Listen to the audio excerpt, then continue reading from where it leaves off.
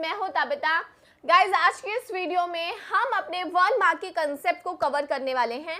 1 mark के कौन से चैप्टर से रिलेटेड, यानी कि पार्टनरशिप फंडामेंटल, जो हमारा फर्स्ट चैप्टर फंडामेंटल माना जाता है पार्टनरशिप का, उसके आज हम 1 मार्क के कंसेप्ट यानी कि थ्योरेटिकल कंसेप्ट प्लस क्वेश्चंस को कवर करेंगे। सो इस वीडियो को एंड तक देखना।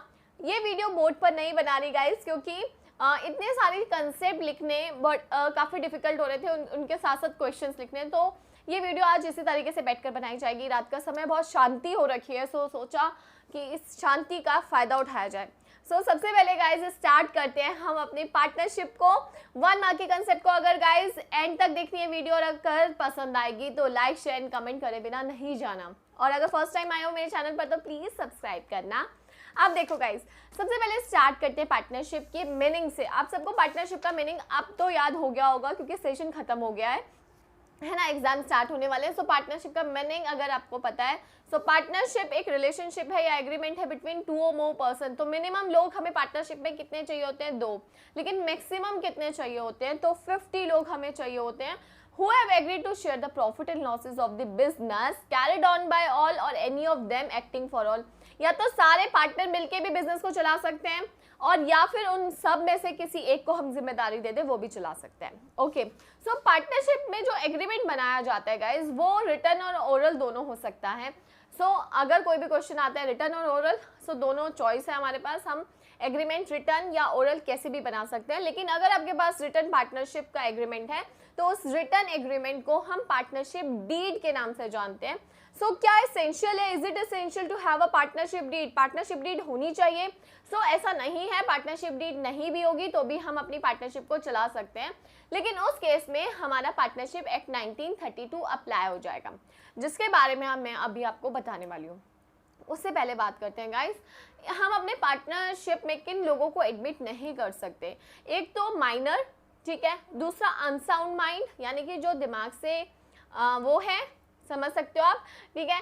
तीसरा डिसक्वालिफाइड बाय लॉ, जिसे हमारे लॉ ने मना कर रखा है कि हम इन्हें पार्टनर नहीं बना सकते। मे बी उसके ऊपर डिफरेंट केसेस चल रहे हो, मे बी वो एनिमी कंट्री का कोई पर्सन हो सकता है। हम उसके साथ पार्टनरशिप नहीं कर सकते। लेकिन माइनर के केस में गाइस एक चीज़ है कि अगर सारे पार्टनर्स एग्री करते तो माइनर को पार्टनर बनाया जा सकता है। और लेकिन आपका बिजनेस कौन सा होना चाहिए? लॉफुल होना चाहिए। इलीगल बिजनेस कर रहे होने चाहिए, तो लॉफुल बिजनेस आप कर रहे हो, ठीक है। तो इस चीज़ का आपको ध्यान रखना है।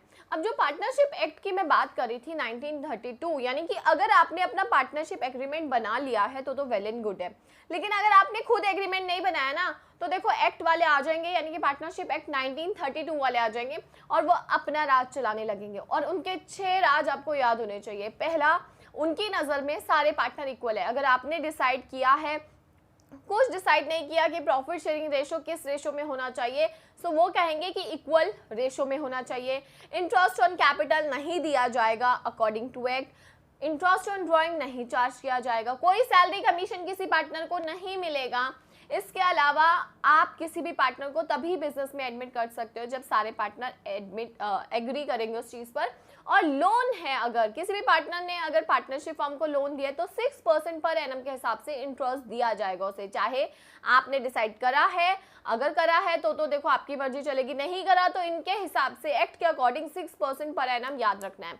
इसके बेसिस पर गाइस, अभी मैंने प्रीवियस वीडियो भी डाली थी 1-2 दिन पहले, जिसमें मैंने बताया था कि भाई 3 पार्टनर है, आपस में लड़े जा रहे, मरे जा रहे कि भाई हमें सैलरी चाहिए, एक कह रहा मुझे इतना इंटरेस्ट चाहिए, एक कह रहा मुझे ये चाहिए। तो भाई अगर ये चाहिए होता है तो डीड बना लिया करो। अगर डीड नहीं बनाई है तो ये 6 चीज़ें चालू हो जाएंगी। तो आपको ये 6 चीज़ें टिप्स पर याद होनी चाहिए। इसके बाद गाइज आगे बढ़ते हैं हम लोग।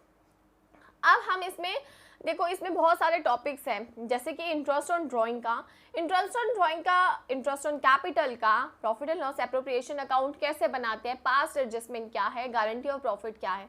गाइज इस पे कंसेप्चुअल वीडियोस हैं। इनकी कैलकुलेशन आपको ऑफ कोर्स आनी चाहिए। इनके प्रैक्टिकल पार्ट पर भी कोई भी केस स्टडी आ सकती है, 1 मार्क का क्वेश्चन आ सकता है। आपको वो तो आना ही चाहिए, राइट। इसके अलावा गाइस जो चीज़ें आपको मैं याद कराना चाहती हूँ वो ये है कि जैसे इंटरेस्ट ऑन ड्राइंग के केस में जो मैंने टेबल बनवाई है अपनी वीडियो में, अगर आपने उसको याद कर लिया तो वेल एंड गुड है। आपको कुछ करने की मतलब टेबल के थ्रू आपको रेट आराम से याद हो जाते हैं, मंथ याद हो जाते हैं, है ना। अगर किसी भी ड्राइंग में डेट नहीं गिवन है तो क्या करेंगे?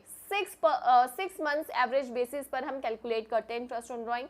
अगर किसी भी उसमें रेट के साथ पर एनम गिवन नहीं है तो हमें फुल अमाउंट फुल ईयर का चार्ज करना होता है। अगर पर एनम मेंशन नहीं है तो हम interest on drawing full year का चार्ज करते हैं, जो चीज़ आपको याद रखनी है, ठीक है।